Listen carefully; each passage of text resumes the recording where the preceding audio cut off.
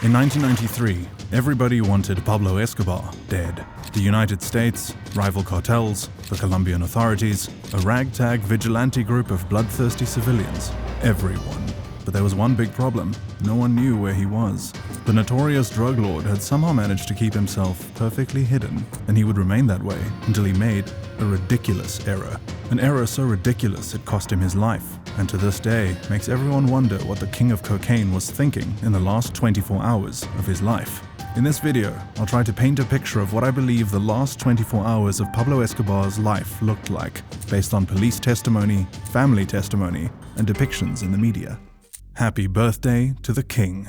On the barrio rooftops of a hot Medellin afternoon, this iconic picture was taken. But just 24 hours earlier, things were very, very different. That's right. 24 hours before his death, the King of Coke was celebrating his birthday, but not in the way he'd done it for the previous 16 years as a drug lord, or the previous 43 years of his life for that matter, as a relatively free person. Relatively free because Don Pablo had been on the run for quite some time now. From 1983 to 1991, the drug lord played an elaborate and mostly violent game of hide-and-seek with the Colombian government. Resisting every attempt at extradition to the US, Escobar killed thousands of civilians, ordered the execution of some 250 Medellin policemen, snuffed the lives of 2 major Colombian politicians, kidnapped the daughter of a former president, and blew up a civilian airplane in 1989 after wrongly believing that another uncooperative politician was on board the plane. Escobar's guiding principle had always been a bribe or a bullet.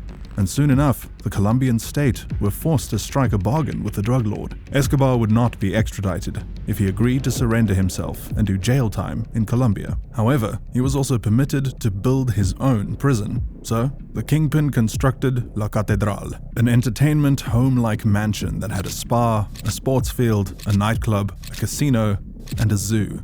And he had a ton of visitors, mostly women, and on special occasions, important guests like the football legend Diego Maradona. However, Escobar's time with La Catedral would be cut short after he executed 2 of his henchmen in cold blood on prison premises, and right under the nose of the Colombian authorities who were supposed to be guarding him. Of course, there was an international outrage, and of course, the Colombian government would move to extradite him to the US. But Escobar escaped just in time, becoming a fugitive once more, and over the span of 16 months, shuttling between countless haciendas he owned all over Colombia. These were the very same haciendas that had housed his family while he was in a custom-made prison. And now, he was here in his final hours, celebrating his birthday alone, with no party and no family. Escobar's family is being held captive. Speaking of his family, hours before his death, Escobar tried to reach out to them, and this is one important part of the story, as you'll soon find out. You see, at the time, the family were reportedly being held hostage by the government, and this means that their phone calls were being monitored. But how did they get here, and why weren't they with Escobar? Well, it had everything to do with the countless enemies Escobar had made over his illustrious narcotics career. On one hand, there was Search Block, the vengeful arm of the Colombian government specifically trained by the United States to find and capture the drug kingpin. On the other hand, there was the arguably more dangerous Los Pepes, a group of vigilantes sponsored by rival cartels who were hell-bent on wiping Escobar, his family, his associates, and his legacy from the face of the earth. But we'll come around to that in a second. For now, and while the drug lord was hiding, these enemies went after Escobar's family, and they were forced to flee the country. Escobar had already escaped La Catedral, and the Colombian government were unwilling to protect his family if he wouldn't surrender himself to the law. So, Escobar's family chose Germany as their asylum. However, Germany rejected them. The rejection shocked everyone, especially Escobar. The drug lord was so shocked that days before his final 24 hours, he sent someone, probably Limon, to drop a tape at a radio station in Medellin, where he calmly scolded the European country. You can hear the pain in his voice. Sido paraíso y refugio de ciudadanos alemanes que huyeron después de la Segunda Guerra Mundial. Aquí se les trató con cariño y con respeto, y nunca a sus familiares inocentes se les tildó de criminales. Atentamente, Pablo Escobar Gaviria. Of course, one of the citizens that Escobar was referring to was the Nazi father of his colleague, Carlos Leder, the co-founder of the Medellin cartel. Eventually, Escobar's family would find themselves back in the hands of the Colombian government, who had now chosen to use them as bait to smoke out the elusive drug lord. No wonder Escobar had become so anxious in his final days on Earth. There was a ticking time bomb hovering over his family. They were unsafe, and as much as anyone might have tried to avoid the topic, the fact was, it was Escobar's fault. So, on the 2nd of December, 1993, Escobar woke up to a meal of spaghetti cooked by his aunt, who loved him unconditionally. After the meal, Escobar picked up his phone and dialed his family. The search block are plotting. While this was going on, the infamous search block had gotten wind of his phone call and had begun triangulating to get the exact location of El Padrino. Ever since it was created in 1986, the search block had been the bane of Escobar's existence. At first, it was the complete opposite. The search block was created to be an incorruptible arm of the law, tasked with taking Don Pablo down. Headed by Colonel Hugo Martinez and comprising 200 Colombians who were non-natives of Medellin and didn't know each other or the city. However, it was a suicide mission for Colonel Martinez because Pablo practically owned Medellin. In the first 15 days of his command, Escobar killed 30 of the colonel's 200 men, and after this, Escobar tried to bribe the colonel, but the man couldn't be bribed. So, Escobar threatened the colonel's family. Colonel Martinez responded by waging an extensive war against the King of Coke. Over the years, Martinez's task force managed to isolate Escobar by dismantling his Medellin drug cartel and conducting round-the-clock electronic surveillance of the Kingpin's radio communications. However, there were rumors that the search block weren't acting alone in this last mission. Rumor had it that a group called Los Pepes was also involved in the hunt. And in fact, they were the reason Escobar sought the safety of his family in Germany, since they had been hunting down the associates of the drug lord. And let me be the first to tell you, their methods were ruthless. Los Pepes was sponsored by the Cali cartel, a former ally of Escobar's Medellin cartel. They publicly offered cash rewards for information on Pablo and his key associates, and began broadcasting threats against the drug lord's family. They were involved in the destruction of 2 haciendas that belonged to Hermilda Gaviria, Escobar's mother, and they mailed bombs to many of his close associates. At the top of this mayhem, Los Pepes publicly hanged Escobar's sicarios, thinning his defenses. Martinez's search block might have been the bane of Escobar's existence, but it was Los Pepes that brought death to his doorstep.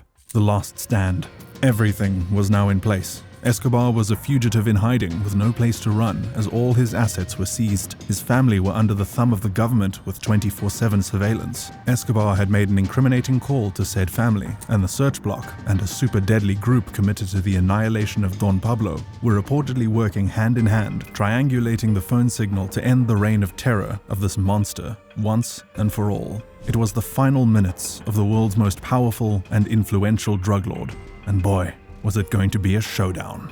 On Team Red, we have Escobar communicating with his son on the phone, and on Team Blue, we have the leader of the search block, Hugo Martinez, communicating with his own son, who had the task of tracking down the location of Escobar. It was a father-son standoff that was about to be written in blood.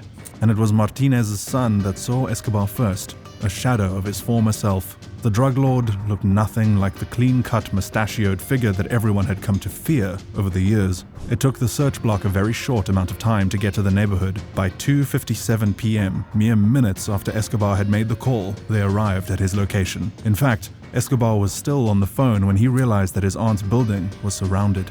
Everyone was fully armed. They were expecting heavy gunfire from the drug lord's army of cartel soldiers. However, they would spot just his bodyguard, El Limon, who had abandoned his boss, was running out of the building and fleeing to the rooftops in a bid to save his life. He was immediately killed. Then, the search block stormed the house and blew the front door open with explosives. Escobar greeted them with gunfire and took off for the rooftops too, in an attempt to escape to a side street behind the row of houses. But he never made it. He found himself cornered on the rooftop, and in a bid to save his life, he opened fire on the search block and the Colombian police. The search block returned fire on Escobar, and he fell flat. According to the official account, an unnamed member of the search block got close to Pablo and gave him the fatal shot that killed him. Just 24 hours ago, he was celebrating his 44th birthday, but now he was dead. The aftermath.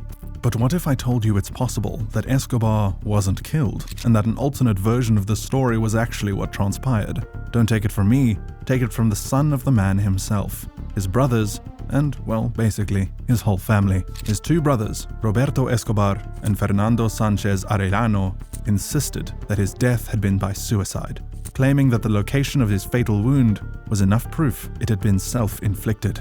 One of them would say, "He committed suicide, he did not get killed."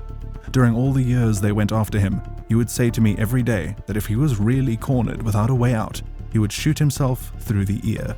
Granted, they could be biased about their vantage point, especially since they weren't at the shootout scene, but let's just take a look at some of their claims, and at the end, you tell me if you're not thinking what I'm thinking. The most compelling evidence is that of Sebastián Marroquín, the son of Escobar. Sebastián was the one whom the drug lord was talking to in the moments before he died.